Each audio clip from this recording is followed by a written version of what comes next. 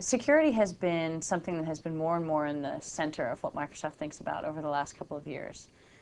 Clearly, last summer was a great illustration of, even though we had changed some of our engineering practices and we would have some security pushes and some bug bashes and put code out that had been scrutinized, we were still vulnerable to attack. Last summer was a pretty heated summer and our customers were pretty unhappy.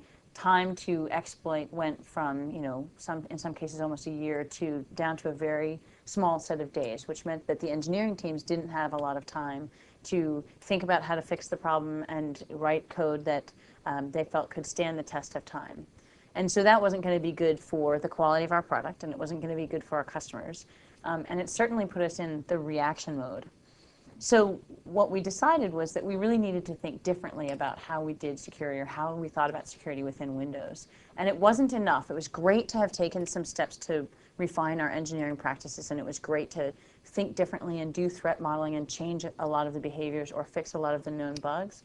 But we really needed to be a lot more holistic about how we thought about the code and kind of go on the offensive. How could we turn this into a chess game where we were able to set up a strategy that would help us long term, cut down on the number of immediate exploits, or at least give us more time in order to patch or fix the software or the holes that are found with safeguards in place. So we took a look at Windows and we said, okay, what are the major attack vectors? And there were things around email, around IM, around browsing, network attacks, and memory attacks. And we said, well, let's take a look at those. And instead of fixing bugs in those areas, what additional technologies or shields can we apply over top of the operating system? So even though there may be vulnerabilities inside the code, there's something that prevents you from getting to that vulnerability from the outside.